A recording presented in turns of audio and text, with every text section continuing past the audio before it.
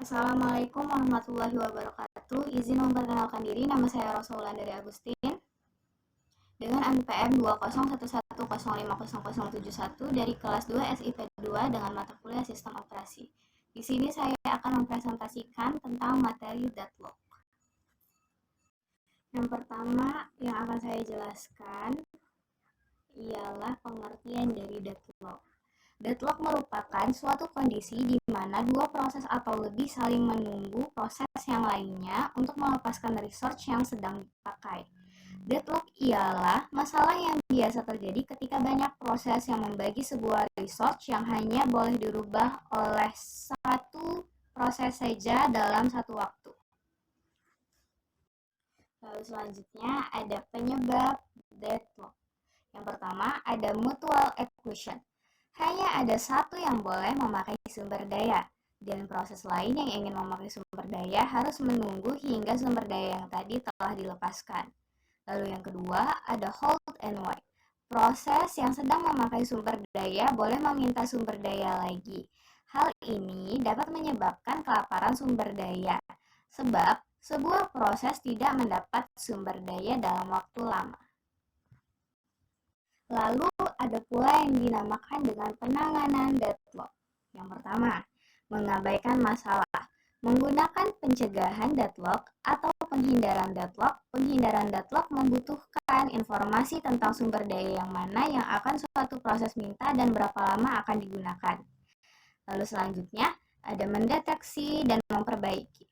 Caranya ialah dengan cara mendeteksi jika terjadi deadlock pada suatu proses, maka dideteksi sistem mana yang terlibat di dalamnya.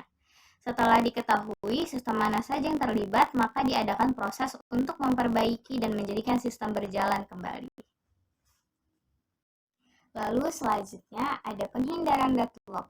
Metode ini memeriksa dampak pemberian akses pada suatu proses. Jika pemberian akses tidak mungkin menuju kepada deadlock, maka sumber daya akan memberikan pada proses yang meminta. Lalu yang terakhir ada pencegahan deadlock. Metode ini pencegahan dianggap sebagai solusi yang bersih dipandang dari sudut tengahnya deadlock. Tetapi pencegahan akan mengakibatkan kinerja utilisasi sumber daya yang buruk. Metode pencegahan menggunakan pendekatan dengan cara meniadakan 4 syarat yang dapat menyebabkan deadlock pada saat eksekusi. Selanjutnya saya akan menjelaskan tentang starvation. Berkembangnya sistem informasi saat ini dan mendatang akan menuju ke sebuah sistem multiprogramming, multiprocessing, paralel, dan distribusi yang mengharuskan adanya proses-proses yang berjalan bersama dalam waktu bersamaan. Starvation adalah kondisi yang biasanya terjadi setelah deadlock. Karena adanya deadlock, proses yang kekurangan resource karena terjadi deadlock tidak akan pernah mendapat resource yang dibutuhkan sehingga mengalami starvation atau kelaparan. Tanpa adanya deadlock, hal ini ketika terdapat kesalahan dalam sistem sehingga terjadi ketimpangan dalam pembagian resource, suatu proses selalu mendapatkan resource, sedangkan proses yang lain tidak akan pernah mendapatkannya. Selanjutnya, ada satu contoh yang diambil dari generic host, yaitu salah satu notification pop menu yang muncul jika terjadi starvation di operasi Windows. Ketika pop menu notification di layar ini tidak bisa berjalan sesuai dengan fungsi, tidak bisa mengklik, menjalankan programnya, yaitu terjadi error atau mungkin kerusakan pada Win32.